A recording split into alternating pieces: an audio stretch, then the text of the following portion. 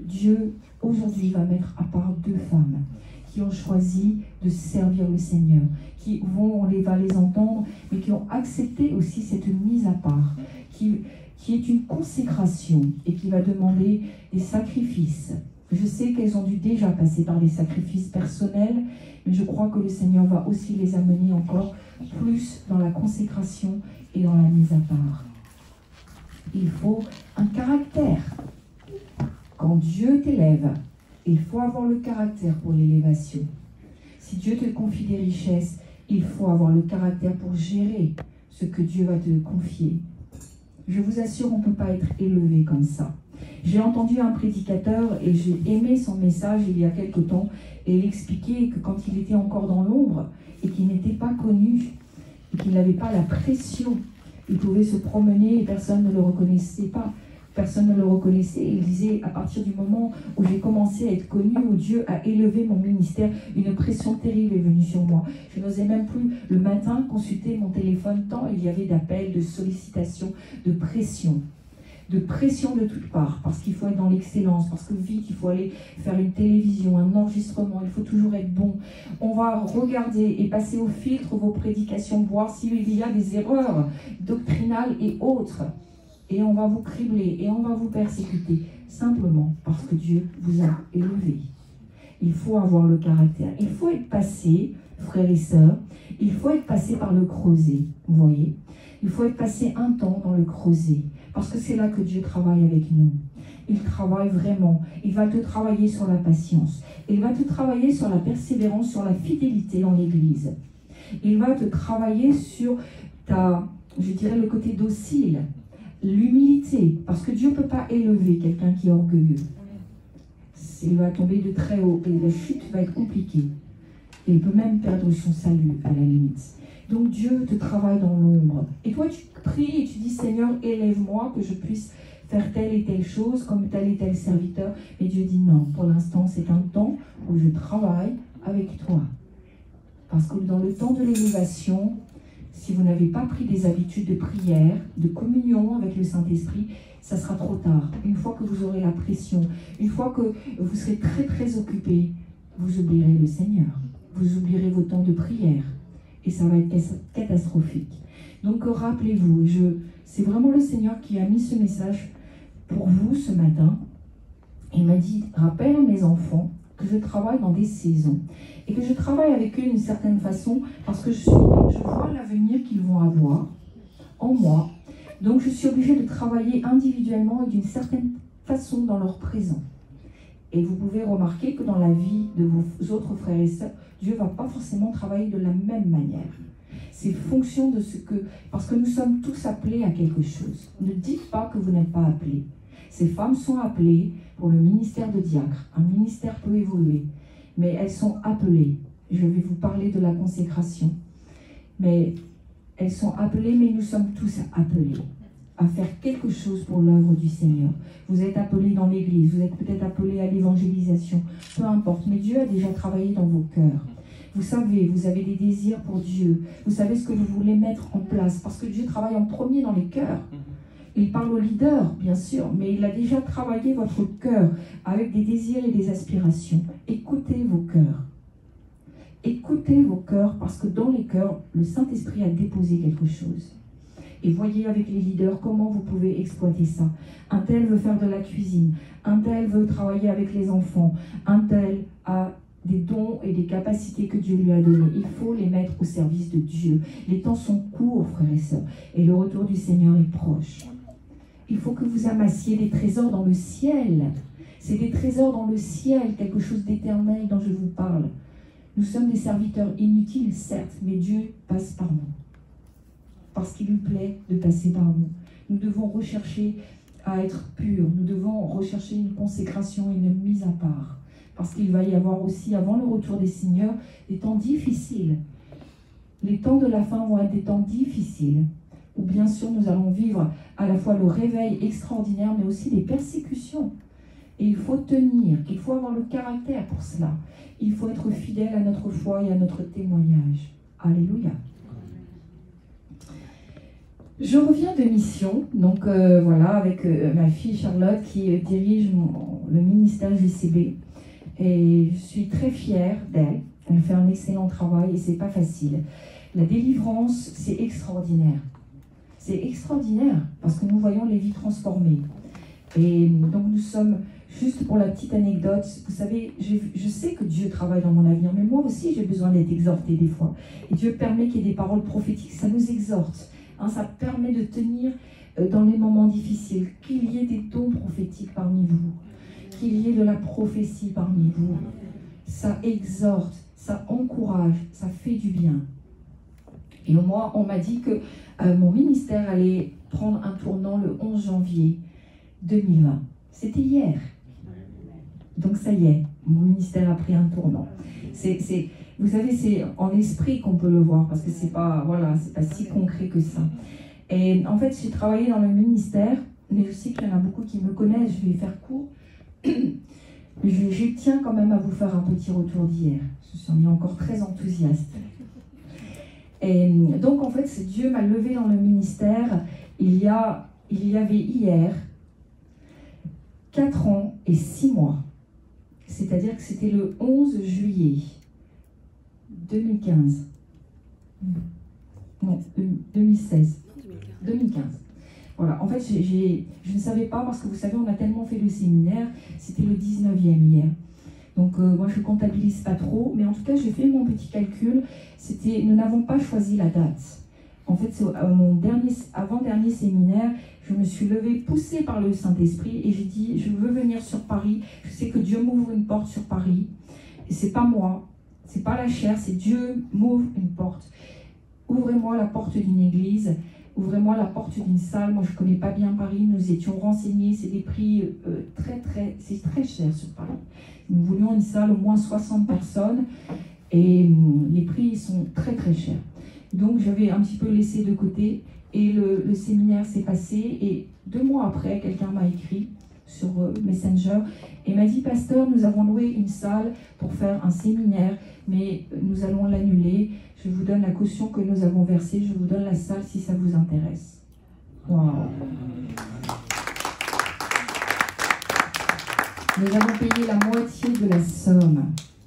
Et la date a été fixée au 11 janvier 2020. Et donc on y allait par curiosité, ne connaissant absolument pas la salle. Et je vous assure, quand Dieu fait les choses, vous pouvez vraiment lui faire confiance. Amen. La salle est magnifique. Il y avait tout jusqu'au détail près, ce dont nous avions besoin. Il y avait même un rétroprojecteur, il y avait, vous savez, dans la délivrance, nous avons aussi besoin d'espace. Et des fois, les salles sont petites et les chaises sont rapprochées. Et du coup, c'est compliqué, il faut enlever les chaises, protéger le matériel. Nous avions tout un espace supplémentaire, une aile sur la gauche. C'était vraiment incroyable. Et tous les détails étaient là, vraiment. Et donc ça, c'était merveilleux. Nous sommes arrivés jusqu'à la place. Il y avait beaucoup d'emplacements parce qu'à Paris, c'est aussi compliqué. Et c'était un jour de grève. Donc il y a des frères et sœurs qui ont dit: mais non, c'est la grève, ça va être compliqué. Vous savez quoi? Quand on est arrivé, en plus sur Paris, nous sommes arrivés, je crois, vers 8h30 pour installer la salle. À 9h30, la salle était pleine. On a dû rajouter des chaises. Ça, c'est Dieu. Dieu a choisi la date du 11 janvier 2001. J'ai vu, ça fait 1, 1, 0, 1. Ça fait 3 fois 1. Et je crois vraiment, quand Dieu vous ouvre une porte, et je veux vous encourager, parce que pendant 4 ans et presque 6 mois, 6 mois moins 1 jour, nous avons fait des séminaires en Normandie, un peu partout, mais c'est lourd la Normandie. C'est difficile, c'est un terrain spirituel vraiment aride. Il y a beaucoup de persécutions dans le ministère de la femme, beaucoup de persécutions à cause de l'onction. Et nous avons évolué, le ministère est né dans un terrain hostile, je dirais. Dans un terrain vraiment aride, beaucoup de religiosité, et on est très persécuté à cause de l'onction. Alors vous imaginez, comme je le dis souvent, je suis une femme, pasteur dans le ministère, et je cumule parce que c'est un ministère de délivrance. Ce n'est pas la peine de vous dire combien nous vivons la persécution. Mais Dieu, quand il ouvre, il ouvre. Amen. Et personne ne peut refermer. Cette porte sur Paris, elle a été ouverte. Et on a dit avec ma fille, ça je sais, je connais Dieu, je sais comment Dieu fait, il n'y a jamais de retour en arrière. Soyez patients. Dieu Il paie tard, mais il paie large. Il veut nous éprouver dans certains domaines. Le Seigneur a vu comment je travaillais avec moi, avec grand sérieux pour les âmes, toutes les âmes que Dieu m'envoie. Je fais très attention. Je ne plaisante pas avec ça. Et le Seigneur m'a formé pendant 4 ans et 6 mois, moi, un jour en Normandie, dans vraiment une terre compliquée et difficile. Mais aujourd'hui, il a dit, je t'ouvre les portes de Paris. Et vous savez, c'était vraiment, j'ai senti une atmosphère tellement légère à Paris. C'est très étonnant ce que je vous dis. Mais vraiment, en Normandie, c'est difficile. Et quand on est arrivé, je crois, à 50 km de Paris, j'ai senti une légèreté.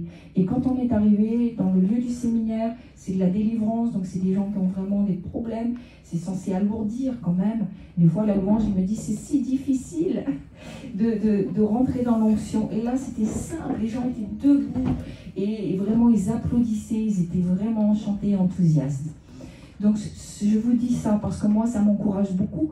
Nous avons besoin d'être encouragés, pasteur Abel, nous avons besoin d'être encouragés. Même nous qui prêchons, nous prêchons à nous-mêmes. Et vous savez, ça, je connaissais ça. Je savais qu'un jour, il y aura un moment où Dieu allait m'ouvrir une plus grande porte. Mais Dieu travaille dans mon avenir, parce que ce n'est pas une finalité. De Paris, je partirai dans toute la France. Alléluia. Soyez encouragés ce matin, parce que mon témoignage, il est pour vous, à une autre échelle, dans d'autres domaines, mais il est pour vous. Dieu confie au départ peu, de voir si vous êtes fidèle avec peu, pour vous confier plus. Soyez très sérieux dans ce que Dieu vous confie. Soyez très sérieux dans les affaires de Dieu. Parce que l'homme ne vous voit pas toujours, mais Dieu vous voit. Et il voit comment vous traitez les gens. Il voit comment vous traitez les affaires matérielles, sociales, etc. de l'Église. Il voit Dieu. Et c'est ça le temps de formation. Vous êtes à l'école du Saint-Esprit et des hommes, mais Dieu vous teste pour des grandes choses, un avenir brillant. Ne croyez pas que vous resterez toujours chantre. Vous ne resterez pas toujours chantre. Il y a un avenir pour vous. C'est une formation. C'est un temps de formation. Mais soyez sérieux pendant ce temps de formation. Je crois que j'ai été très sérieuse dans les choses que Dieu m'a confiées. Et Dieu a pu m'élever parce que mon caractère a été transformé.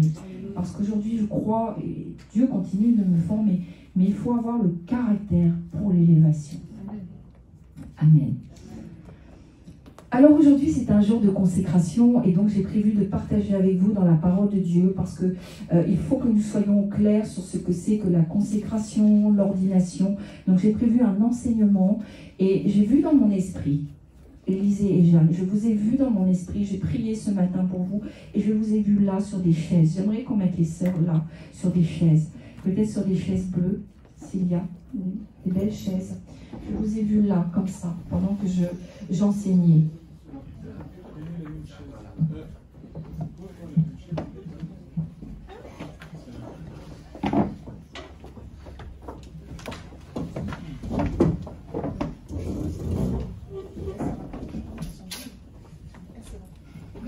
Voilà.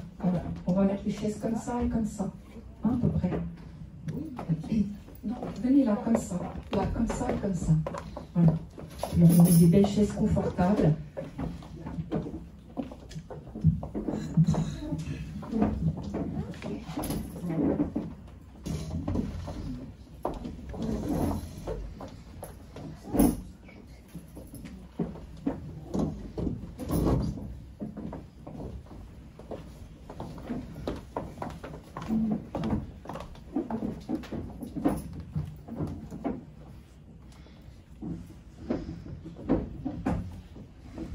Voilà, j'ai pris ce livret-là, j'en ai emmené, donc c'est le livret du ministère GCB, besoin de délivrance, point d'interrogation, que j'ai écrit, donc vous le trouverez, on fera un petit comptoir, il est au prix d'1 €. C'est vraiment le prix symbolique, c'est pour pas qu'on le jette. Quand c'est gratuit, les gens ne font pas attention. Malheureusement, on est tous un peu comme ça. Donc 1 €, c'est un ouvrage qui explique ce que c'est que la délivrance. Et cet ouvrage-là va vous bénir, vous allez voir si vous êtes au clair, mais je crois qu'il faut au moins une fois aller à un service de délivrance.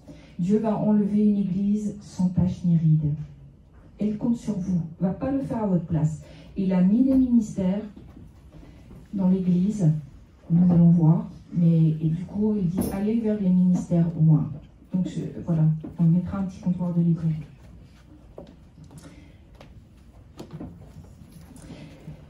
Si on peut afficher les versets que je vais mettre, voilà, ça sera important. Ce matin, nous allons donc consacrer 2 diacres.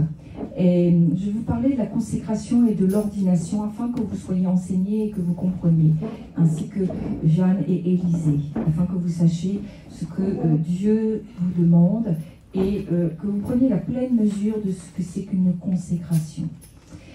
La consécration et l'ordination, tout d'abord, je voudrais dire que c'est synonyme. Des fois, on ne sait pas, on dit est-ce que c'est, on va assister à une consécration, une ordination. En tous les cas, ces 2 mots-là veulent dire une seule et même chose, c'est la mise à part. Une mise à part. Le Saint-Esprit met à part. On ne peut pas servir et s'occuper des affaires de Dieu sans en tout cas le faire bien, sans être mis à part par Dieu, par le Saint-Esprit. Donc la mise à part va nécessiter, comme je l'ai dit, vous n'allez plus les voir de la même façon, ces femmes. Puisque là, Dieu va vraiment, je vais vous imposer les mains tout à l'heure et déclarer sur vous la mise à part. Et c'est le Saint-Esprit qui va le faire. Ne soyez pas étonnés qu'il y ait des choses qui changent dans vos vies. Peut-être qu'il y a des relations qui vont s'arrêter et que le Seigneur va vous connecter avec d'autres personnes. Mais en tous les cas, je crois que nous devons être respectueux de ce que le Saint-Esprit décide et veut faire.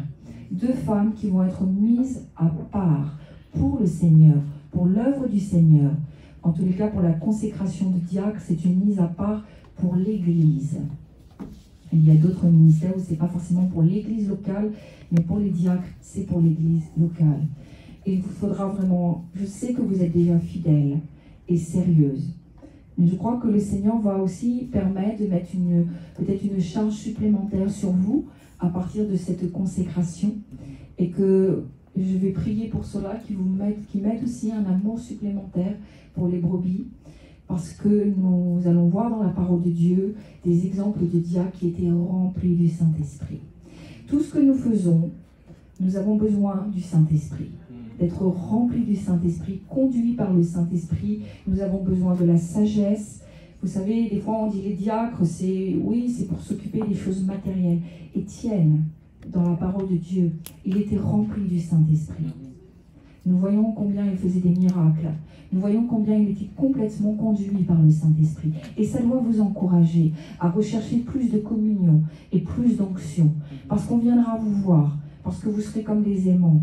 On dira, on a trouvé de la sagesse dans ces femmes. On sent que le Saint-Esprit est là. Et on va aussi les consulter. Et les choses matérielles de l'Église, ça n'est pas toujours simple. Parce que tout ce qui a attrait à une Église locale est spirituel. Vous croyez que préparer la table de la Sainte Seine, c'est quelque chose de matériel? Oh, c'est très spirituel. Je vais vous donner un exemple que j'ai vécu. Je venais depuis peu d'être pasteur et on fait des expériences. Et donc, c'est moi qui gérais l'église. Nous avions, donc, les diacres avaient disposé le service de la Sainte Seine. Et donc, il était mis au moment où je viens pour présenter la Sainte Seine. Une des personnes donc, qui était assistante Sainte Seine a fait tomber la coupe avec le vin dedans. Et ça a choqué les gens. Imaginez, tout le monde regardait, c'était un temps où on était recueillis. Et la coupe est tombée à terre. Elle n'a pas été cassée. Mais vous savez, c'est très spirituel. Quand c'est comme ça, il faut tout arrêter et dire on ne fait pas de Sainte Seine. Donc, ce qu'on fait dans l'Église, la préparation, etc., comment l'Église va être agencée, toutes ces choses sont forcément spirituelles. Rien dans l'Église ne peut être qualifié de purement matériel ou social. Tout est du spirituel. Parce que le diable peut s'en mêler à tout moment. Parce que si vous n'êtes pas spirituel et conduit par le Saint-Esprit, le diable peut s'en mêler et faire capoter. Et donc, je dirais, dans le travail de diacre, il faut rechercher plus que tout la sagesse, le discernement, rechercher la présence et le conseil du Saint-Esprit. Parce que nous avons cet exemple d'Étienne, rempli du Saint-Esprit, et qui lui-même aussi faisait des miracles. Donc c'est une mise à part.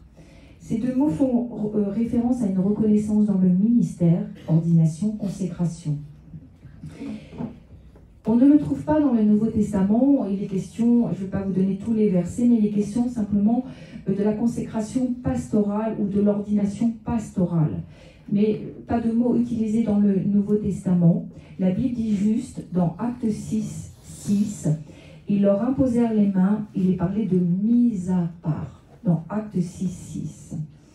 Et l'expression, je voudrais vous dire, l'expression conseillée dans notre contexte de société, l'ordination, c'est pour le ministère, l'un des 5 ministères de la parole. On va vraiment parler d'ordination. Et la consécration, on va, à partir du moment où l'Église, un pasteur consacre quelqu'un, il va donner à la personne une autorité dans un champ bien défini. Vous allez être consacré diacre dans un champ que le Seigneur a déjà défini d'avance dans sa parole. C'est le champ de l'Église locale. Donc vous allez être attaché à l'Église locale, non par moi, par le Saint-Esprit, et vous allez... Cette mise à part et cette consécration va faire qu'une autorité va venir sur vous pour la partie matérielle et bien sûr spirituelle. Et vous devrez avoir un témoignage.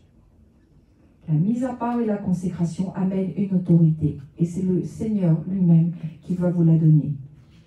Il y a un principe pour, je dirais, comment est-ce qu'on devient diacre, comment est-ce qu'on devient ancien, comment est-ce qu'on peut rentrer dans une consécration, dans un ministère. Et ça, je crois qu'il faut vraiment que vous le reteniez. Il y a vraiment toujours des principes importants et personne ne pourra prendre de raccourci là-dessus. Peut-être le Seigneur peut élever plus rapidement pour certaines raisons, mais en tous les cas, il y a à la base un appel. Dieu appelle. Il y a beaucoup d'appelés et peu d'élus, nous dit la parole de Dieu. Pourquoi? Parce que souvent, quelquefois, les gens sentent fort l'appel, mais il y a des choses qu'ils refusent. Il y a l'appel qui est important, parce que Dieu se choisit des hommes et des femmes, et les femmes et les hommes peuvent également choisir de servir Dieu. L'appel est aussi dans les deux sens, en tout cas pour les diacres. Dieu peut appeler, nous voyons l'exemple d'Étienne, où Dieu a appelé un diacre au ministère de diacre. Mais les gens peuvent aussi avoir un cœur pour servir Dieu et avoir déjà des dons et des prédispositions dans les tâches matérielles, dans les tâches sociales de l'Église. Et là, Dieu voit les cœurs et à ce moment-là, il y a, je dirais, une aspiration pour servir le Seigneur. Et Dieu peut dire oui, vous allez rentrer dans le ministère de diacre. En tous les cas, pour les diacres, vous décidez, tout à l'heure vous allez en parler, le Seigneur vous appelle et vous voulez servir le Seigneur. Il y a une formation. Ne croyez pas que vous allez échapper à la formation. Des fois on dit, on est dans le milieu chrétien, ça va aller, oh là là, on va se débrouiller, le Saint-Esprit va tout nous expliquer. Parce que vous prenez ce verset hors contexte qui dit le Saint-Esprit va nous enseigner toutes choses. Souvent ce sont des gens qui ont des problèmes avec l'autorité, particulièrement avec l'autorité pastorale. Du coup, il dit, je ne veux pas être enseigné par les hommes, je veux être enseigné en direct par le Saint-Esprit. C'est faux, c'est pas biblique. Il faut apprendre la soumission à l'autorité. L'Église, je veux le dire, c'est pyramidal. L'Église, vous avez, Dieu s'est choisi un pasteur, et ce n'est pas vous qui choisissez le pasteur, c'est Dieu qui choisit le pasteur pour la bergerie. Et il y a les anciens, il y a les diacres et il y a les fidèles. C'est pyramidal. Donc ça, c'est vraiment important de le savoir et de le reconnaître. Donc la formation, vous allez être à l'école des hommes et à l'école du Saint-Esprit. Et vous allez, c'est là où le caractère va commencer à se former. Vous allez souffrir. On souffre dans le service, frères et sœurs. On souffre parce que la chair, des fois, c'est compliqué et difficile et elle n'aime pas. Parce qu'il va falloir laver les pieds de vos frères et sœurs.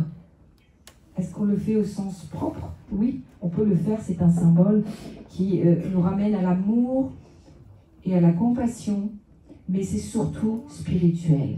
Il va falloir que je lave le péché des autres, que j'écoute des fois des confidences qui vont être lourdes, et que je puisse prier, etc.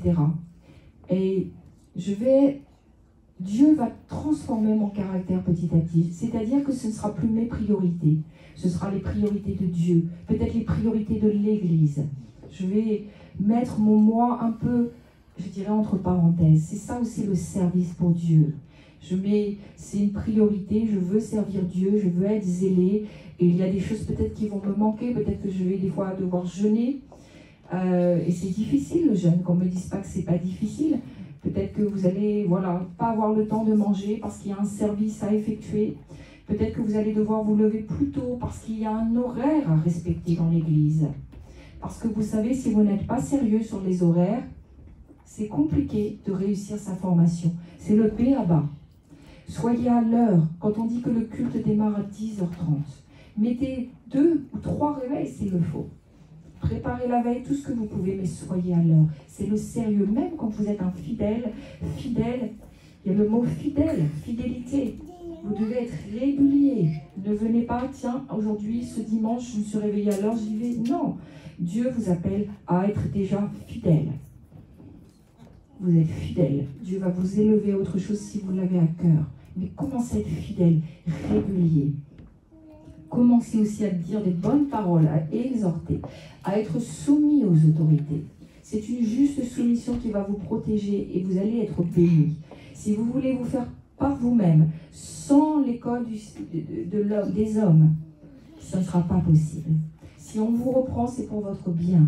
Si vous dites, il vaut mieux chanter comme ci, comme ça, t'habiller comme ça, écoutez les autorités. C'est pour votre bien. Soyez soumis et soyez humbles parce que Dieu veut votre élévation. Mais ne soyez pas rebelles et insoumis. Vous n'allez pas être bénis. Donc c'est l'école du Saint-Esprit, certes, parce que le Saint-Esprit nous enseigne beaucoup de choses. Il y a des choses où vous n'aurez pas besoin des hommes pour les apprendre. Parce que le Saint-Esprit va vous montrer, le Saint-Esprit va vous apprendre des choses. Quand vous allez servir les frères et sœurs, etc., aussi dans les tâches matérielles, le Saint-Esprit va parler. Il va vous dire, il vaut mieux, Jeanne, faire comme ça. Élisée, il vaut mieux que tu vois les choses comme ça. Écoutons le Saint-Esprit, mais les hommes aussi. Les pasteurs vous parleront et il faudra les écouter et il faudra se laisser reprendre. 1. L'appel. 2. La formation. 3. La consécration, comme c'est le cas aujourd'hui. Consécration, ordination dans l'Église, parce que cela doit être public. Parce que c'est fait devant Dieu et c'est fait aussi devant l'Église. Cette nomination et cette consécration doit être publique. Il doit y avoir aussi on doit imposer les mains, vous allez voir, la parole dit qu'il faut imposer les mains pour les consécrations, ordinations. Et on déclare, je vais déclarer publiquement une mise à part de ces femmes. Il ne faudra plus les voir de la même façon. Elles sont toujours vos sœurs, mais elles sont mises à part pour le service de Dieu et pour l'Église locale. Et 4e point, un établissement par Dieu. Dieu vous appellera diacre. Il y a dans le ciel, il y aura une place particulière pour vous. Et il y aura des récompenses particulières pour vous deux. Vous ne serez plus parmi les fidèles dans les rangs, mais au ciel, il y a votre nom. Et il y a cette mise à part, et il y a marqué diacre. Ça veut dire aussi que vous avez une autorité plus forte. Vous avez une autorité plus forte aussi par rapport au diable et aux démons. Vous avez une autorité qui vous sera conférée par le Saint-Esprit. Mais dans le ciel, c'est écrit. Ces choses seront écrites, rédigées dans le ciel. Et un jour, quand vous verrez le Seigneur, votre récompense sera une récompense de diacre. Si vous avez été fidèle, si vous avez bien accompli votre tâche en communion avec le Saint-Esprit.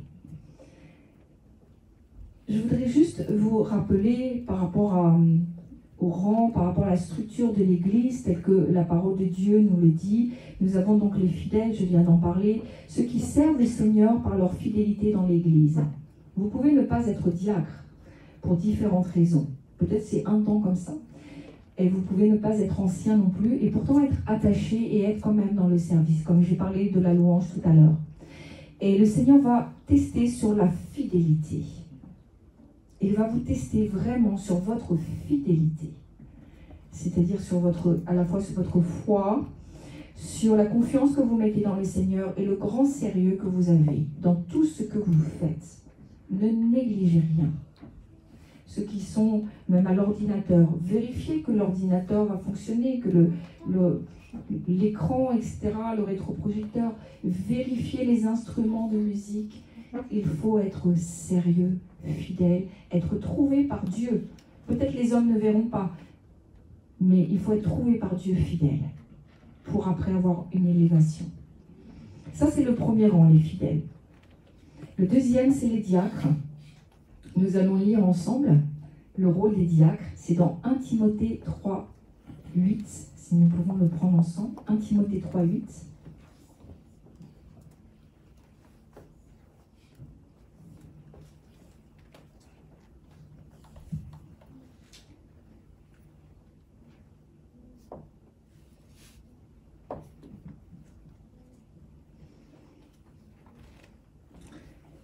Les diacres aussi doivent être honnêtes, éloignés de la duplicité, des excès du vin et d'un gain sordide, conservant le mystère de la foi dans une conscience pure, qu'on les éprouve d'abord et qu'ils exercent ensuite leur ministère s'ils sont sans reproche. Les femmes, de même, doivent être honnêtes, non médisantes, sobres, fidèles en toutes choses. Les diacres doivent être mariés d'une seule femme et diriger bien leurs enfants et leur propre maison, car ceux qui remplissent convenablement leur ministère s'acquièrent un rang honorable et une grande assurance dans la foi en Jésus-Christ. Amen. Les diacres s'occupent des affaires administratives dans l'Église, donc on peut leur confier différentes choses, la comptabilité, etc. En tout cas, tout ce qui est administratif et également matériel. Mais je crois que vous le faites déjà. Vous le faites déjà. Les diacres, nous voyons que les diacres aussi dans la parole s'occupent des œuvres sociales et que les diacres assistent les anciens et que les diacres veillent à l'ordre et à la bienséance dans l'Église. Nous allons lire ensemble l'établissement des premiers diacres dans Actes 6, versets 1 à 8. Acte 6, versets 1 à 8.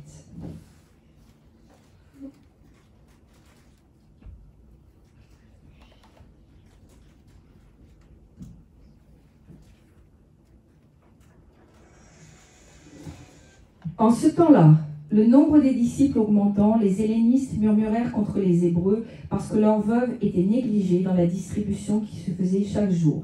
Les 12 convoquèrent la multitude des disciples et dirent « Il n'est pas convenable que nous laissions la parole de Dieu pour servir aux tables. C'est pourquoi, frères, choisissez parmi vous 7 hommes de qui l'on rende un bon témoignage, qui soit plein d'Esprit Saint et de sagesse, et que nous chargerons de cet emploi. Et nous continuerons à nous appliquer à la prière et au ministère de la parole. » Amen. Il y a donc les diacres et il y a donc troisième niveau, les anciens. Nous allons lire 1 Timothée 3, versets 1 à 7. 1 Timothée 3, versets 1 à 7.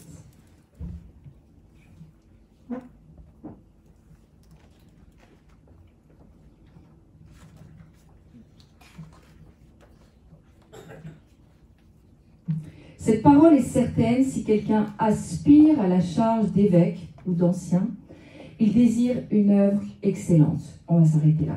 Vous voyez, je crois qu'il y a, quand j'ai parlé d'appel, bien sûr il y a un appel, une élection. Je crois que nous avons tous un appel qui est très différent parce que Dieu, je le répète, travaille dans nos vies différemment.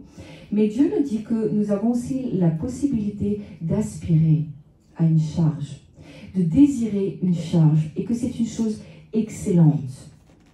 Parfois, on peut ne pas sentir d'appel ou un appel qui n'est pas très fort et nous marchons avec le Seigneur, nous sommes fidèles dans le premier niveau que j'ai évoqué et ça ne suffit pas. On sent qu'il y a un feu en nous et on veut aller plus loin. On veut un engagement plus fort. On veut une consécration et une mise à part. Et on sent qu'il y a quand même quelque chose, un désir. Mais nous avons la possibilité de faire grandir ce désir. Parce que la parole de Dieu nous dit qu'on peut aspirer aussi. Désirer ardemment. Désirer et prier pour cela. Nous pouvons vraiment. Et Dieu dit que c'est bon aussi. Il y a des gens, je crois que Dieu vraiment avait prévu dans son plan parfait qu'ils seraient appelés à la charge d'anciens. Et il y en a beaucoup, je pense, qui aspirent à cela. Ils ont déjà un cœur pour les âmes. Ils ont déjà une soif pour prier pour les gens, pour les assister. Ils sont OK et partants sur je dirais, la vision du pasteur pour l'Église, parce que le pasteur, c'est lui qui a la vision de l'Église, et l'ancien doit aussi aider le pasteur dans sa vision. Et on voit que c'est déjà là, ces choses sont déjà là, en filigrane, et la personne aspire à plus. Elle se voit prier pour les gens dans l'Église, elle se voit peut-être les secourir, les encourager. Il y a une aspiration qu'il est bon de développer, que nous pouvons avoir. Et à un moment donné, c'est Dieu qui dit, OK, je te vois déjà ancien. Tu as le droit, et c'est bon, c'est quelque chose d'excellent, d'aspirer à cela, de désirer cela, de devenir plus que fidèle, qui est déjà très bien, d'être fidèle et de remplir le rôle de fidèle, tel que je l'ai dit, diacre pour les choses matérielles, sociales, et ancien pour les choses purement spirituelles. Le mandat d'ancien, c'est un peu technique ce que je vous dis ce matin, mais il faut que vous soyez enseignés. Vous allez grandir dans la parole et vous allez grandir dans la foi. Le premier groupe, c'est le mandat simple d'ancien. C'est-à-dire, il y a plusieurs niveaux. Il y a l'ancien déjà qui va assister, comme je l'ai dit, le pasteur. Il va aussi juger des affaires courantes de l'Église. C'est un grand privilège. Il faut qu'il soit vraiment rempli du Saint-Esprit. Et il va faire des visites sous le contrôle pastoral, l'ancien. Et il va prêcher. Nous avons des très bons anciens qui prêchent et qui sont capables aussi de remplacer les pasteurs quand le pasteur est parti. Et l'ancien doit savoir exhorter. Et l'ancien, nous dit la parole, doit savoir enseigner, aspirer à la charge d'ancien. Vraiment, je vous l'ai dit. C'est Dieu qui voit les cœurs et qui sonde. Mais c'est glorieux. Il y a une formation. C'est pas parce que vous aspirez, vous allez passer en dehors de la formation. J'ai bien expliqué l'appel, la formation des hommes. Il faudra être humble et dire oui, j'ai besoin qu'on m'enseigne sur la Bible. J'ai besoin de faire les cours d'affermissement. J'ai besoin, voilà, je peux poser des questions au pasteur, etc. Je préparerai des exhortations avec grand sérieux. Je vais méditer. Et je vais accepter les remarques pour grandir. Vous voyez, aspirer à cela. Et le deuxième groupe d'anciens, c'est les 5 ministères de la parole. Il y a, vous vous rappelez des ministères, il y a les apôtres. L'apôtre, il va établir et édifier les églises. Il y a le prophète qui reçoit et qui transmet la parole de Dieu. La pensée de Dieu, plus exactement, le prophète transmet la pensée de Dieu. C'est difficile pour le prophète, il faut qu'il soit très concentré parce qu'il ne faut pas y mettre de nous. Il y a l'évangéliste qui annonce le salut et qui va insuffler la foi chez les gens. Et il y a le pasteur qui prend soin, qui est le berger, qui prend soin de l'église locale. Il y a le docteur qui va révéler les mystères cachés de la parole. Ces 5 ministères-là de la parole sont avant tout des anciens. Pierre le dira, il dira « moi ancien comme eux ». Vous voyez, tous ministres qu'ils sont, ils peuvent avoir déjà leur ministère même, ils peuvent être libérés dans le ministère, ils sont avant tout anciens. Ils doivent suivre la vision du pasteur, doivent savoir être capables d'enseigner, etc. Tous les points que j'ai dit. Les 5 ministères de la parole que nous trouvons dans Éphésiens 4:11 sont là pour l'édification du corps de Christ. Écoutez-moi bien. Si vous êtes hors l'église locale, déjà c'est très dangereux parce qu'il n'y a pas de couverture spirituelle. Dites-le autour de vous. Les chrétiens hors de l'église locale sont en danger. Ils vous diront, je suis sur Internet, j'écoute des prédications et ça me suffit. Comment tu sais que les prédications sont bonnes? Est-ce que tu connais? Et surtout si tu papillonnes de prédication en prédication, c'est très dangereux. La parole de Dieu a prévu et elle dit que ces 5 ministères de la parole ont été donnés à l'église locale. C'est un don pour l'église locale. Un don. Dieu a besoin des 5 ministères pour que vous soyez complet, parfait, arriver à une stature parfaite dans votre foi. Il les a donnés à l'église locale. Il les a donnés. C'est dans l'église locale. Il y aura des programmes et des fois il y a peut-être des prophètes qui seront invités, des évangélistes, peut-être on vous demandera d'aller évangéliser, mais il y aura peut-être des docteurs qui viendront, etc. Ce sera dans l'église locale. Parce que Dieu a prévu que votre bénédiction se trouve ici. Dans l'église locale, il y a tout. Dieu a pourvu pour chaque domaine de votre vie. Dieu a pourvu dans l'église locale. Ne quittez pas l'église locale. Ne cédez pas à la tentation diabolique de ces temps de la fin, de se dire non, je vais vivre ma foi seule. C'est très diabolique. Et vous risquez de tout perdre. Parce que vous êtes exposé. Et que le diable va venir, il va planter ses griffes sur vous. C'est très facile d'être neutralisé en dehors de l'église locale. Vous croyez que l'église locale, c'est le ciel sur la terre? Vous y êtes, donc non. Dès l'instant où nous sommes dans l'église locale, si nous ne sommes pas parfaits, il peut y avoir forcément des turbulences, il peut y avoir des désaccords. Mais il faut savoir gérer les désaccords. Allez voir les pasteurs, allez voir les anciens, les diacres, et dites voilà, j'ai tel problème. Aide-moi à avoir de la sagesse et à le régler, à régler les conflits, etc. Mais ne fuyez pas l'église locale.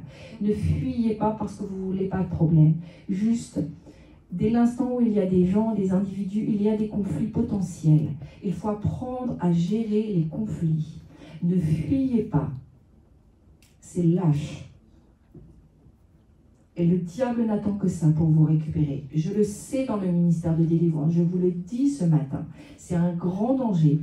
Et c'est une grande tentation dans ces temps de la fin de quitter l'église parce que vous n'êtes pas d'accord avec ci, avec ça, et que vous avez un conflit. Il faut aller voir les responsables. Il faut traiter le problème, gérer le problème. Parce que c'est dans l'église locale que vous serez bénis, guéris, délivrés, que vous aurez vraiment ce dont vous avez besoin. Dieu a tout pourvu dans l'église locale. On peut dire amen? Amen. Soyez-en convaincus, parlez autour de vous. Dites, venez à l'église locale. Tu es malade, etc.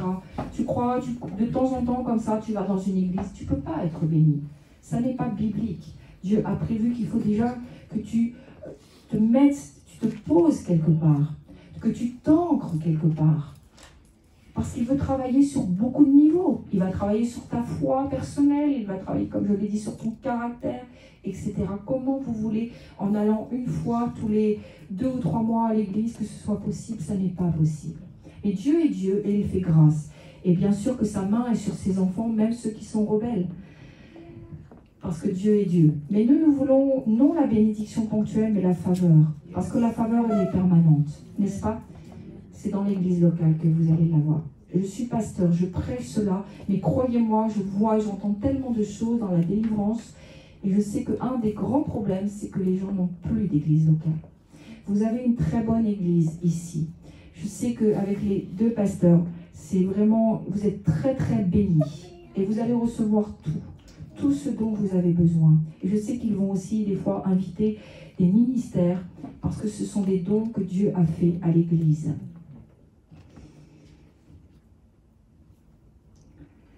J'arrive sur le dernier thème que je veux aborder, avant de passer à la cérémonie. Il y a l'imposition des mains. L'imposition des mains, je sais que j'ai déjà un peu prêché là-dessus à Amiens, et j'ai dit combien il fallait faire attention à l'imposition des mains. C'est pas là-dessus trop que je vais intervenir, mais quand il y a une consécration ou une ordination, la Bible nous dit d'imposer les mains. En tout cas, le pasteur qui le fait doit imposer les mains. Vérifiez bien dans la parole. Quand il y a des choses comme ça, devenez amoureux de la parole. Ça va vous éviter les écueils. Dites, qu'est-ce que la parole, elle dit par rapport à ça? Est-ce que moi, je peux comme ça me laisser imposer les mains? Est-ce que je peux faire ça? Qu'est-ce que dit la parole? Et si vous n'avez pas cherché, demandez à quelqu'un qui connaît bien la parole. Demandez à un pasteur. Nous allons lire dans Actes 6:6, parce que la cérémonie que je vais faire, si j'impose les mains, c'est que la Bible me dit de le faire. Acte 6:6. Ils les présentèrent aux apôtres qui, après avoir prié, leur imposèrent les mains. C'est dans le cadre, bien sûr, d'une consécration de diacre.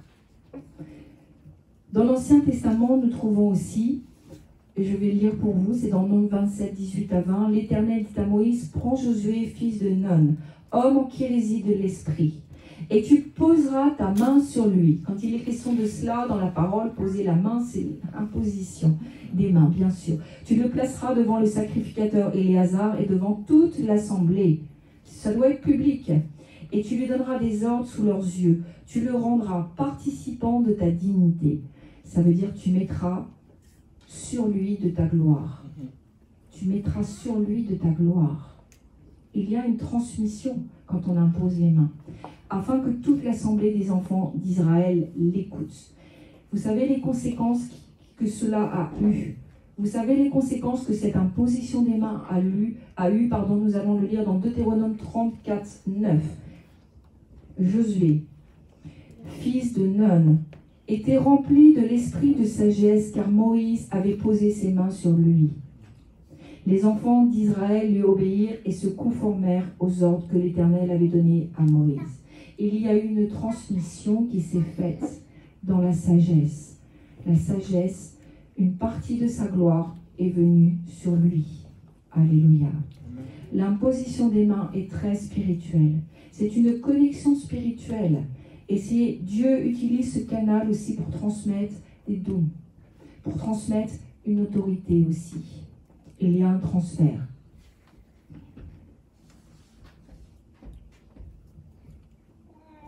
« 1 Timothée 4,14 Ne néglige pas le don qui est en toi et qui t'a été donné par prophétie avec l'imposition des mains de l'assemblée des anciens. » 2 Timothée 1,6 C'est pourquoi je t'exhorte à ranimer le don de Dieu que tu as reçu par l'imposition des mains.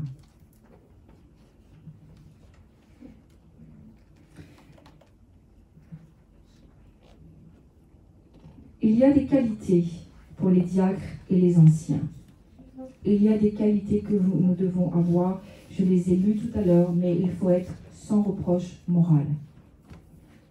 Il y a vraiment... Dieu veut qu'on se maintienne dans une honnêteté et une sainteté. Et le diable va parfois vous tenter là-dessus. Peut-être qu'il vous a déjà tenté du reste. Mais le diable va essayer de tenter sur le critère de l'honnêteté, le critère de la sainteté. Parce que vous touchez à l'Église et que Dieu préserve son Église. L'Église pour Dieu est si importante. Et il faudra être irréprochable dans votre honnêteté et dans votre sainteté. Ne pas être amoureux de l'argent, avoir un bon témoignage, tout ce que j'ai déjà dit tout à l'heure. Il faudra manifester les actes chrétiens, être hospitalier et équilibré dans les rapports avec les autres et aimer les gens, exercer la miséricorde et être une personne de paix, prompte à pardonner. Être fidèle à ses engagements de service en démontrant de la patience et de la douceur. Être capable d'exhorter les fidèles, c'est pour diacre et ancien, mais le diacre aussi peut être amené à exhorter les fidèles et d'apporter une pensée à l'Église, être capable de réfuter les erreurs et les hérésies. Il faudra être spirituel, avoir une communion avec le Saint-Esprit, avoir une vie de prière et de lecture de la Bible. Et la parole nous dit qu'il y a 2 recommandations très strictes concernant les diacres et les anciens. Je vais vraiment terminer là-dessus. 1 Timothée 3,10, qu'on les éprouve d'abord. Et le deuxième, 1 Timothée 3,6, il ne faut pas qu'il soit un nouveau converti. Je sais, Jeanne et Élisée, que vous avez déjà été éprouvés. Et je crois que l'Église aujourd'hui peut rendre un bon témoignage de vous. Et vous n'êtes pas non plus dans le cas des nouveaux convertis. Il y a déjà un certain temps que vous avez donné votre vie au Seigneur. Et je crois que vous avez brillé par votre fidélité aussi. Et que si vous êtes aujourd'hui là, devant le Seigneur et devant l'Église, c'est que réellement, vous avez déjà prouvé à l'Église que vous aviez un cœur pour l'Église. Amen. Merci Seigneur pour la grâce qu'il y a sur Élisée. Au nom de Jésus-Christ, Élisée, en tant que pasteur, je te consacre dans le ministère de diacre. Au nom de Jésus-Christ, je te mets à part pour l'œuvre du Seigneur. Je valide cette mise à part et j'authentifie ton service dans le ministère de diacre. Au nom de Jésus-Christ, je prie afin que la sagesse qui est sur moi vienne sur toi, pour gérer les affaires du Seigneur, pour gérer dans le matériel, dans le social, mais dans le spirituel. Élisée, devant l'Église ici réunie, et conformément à ton engagement, à ta confession de foi et à ton désir d'être diacre, je te confère, de la part de notre Seigneur Jésus-Christ, toute autorité pour gérer, comme on te le dira, et dans la soumission aux autorités, les affaires de cette Église. Et un jour, quand tu paraîtras devant le Seigneur, il te demandera des comptes à la hauteur de ce ministère de diacre, de ce service de diacre, de ta fidélité, de ton honnêteté, de ta consécration et de ta sainteté. Que le Saint-Esprit t'élève dans ta foi et qu'il t'assiste dans tout ce qu'il te donnera de faire. Je proclame que c'est ni par puissance ni par force, mais que c'est par l'Esprit du Seigneur que tu réussiras dans cette charge. Je proclame que tes épaules seront toujours suffisamment fortes pour porter ce qu'on te demandera. Que le Seigneur te fortifie, que le Seigneur te donne zèle, et surtout, au nom de Jésus-Christ, en tant que pasteur, je prie, afin que ta vie soit libérée, et que tu sois un puissant témoignage de libération. Élisée, au nom de Jésus-Christ, j'ouvre maintenant la porte et je proclame que tu n'es plus dans aucune servitude. Ta mise à part, au nom de Jésus, et l'onction qui est sur toi aujourd'hui brise tout joug dans ta vie, dans le nom puissant de Jésus-Christ. Et je proclame aujourd'hui même ta mise à part. Je valide cette mise à part et j'authentifie ton ministère en tant que diacre sur cette terre et dans l'église locale. Je proclame que l'assemblée des croyants autour de moi valide et prie pour toi, Jeanne, en cet instant. Que la bénédiction de l'église, la bénédiction des ministères soit sur toi. Et je prie afin que le Seigneur te donne sagesse, il te donne discernement. Je prie, Jeanne, pour toi, afin que les moments où tu seras plus faible, le Saint-Esprit soit toujours ta force. Le Saint-Esprit sera ta force. Rappelle-toi que c'est ni par ta puissance, ni par ta propre force, mais c'est par l'Esprit du Seigneur que tu pourras réaliser les tâches qui te seront confiées dans cette Église, que tu sois à partir d'aujourd'hui rempli du Saint-Esprit, jusqu'à déborder. Je prie que ta coupe déborde, Jeanne, et qu'on trouve en toi toujours une bonne parole d'édification, et que les ministères pastoraux puissent également se reposer sur toi, puissent trouver auprès de toi une parole de sagesse et de connaissance, que de ta bouche sorte la prophétie. Je libère dans ta vie, Jeanne, la parole prophétique.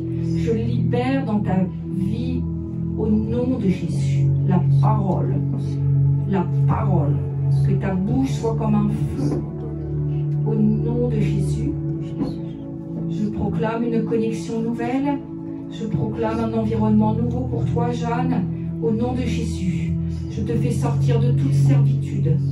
J'ouvre la porte à tout ce qui pourrait encore aujourd'hui être un lien.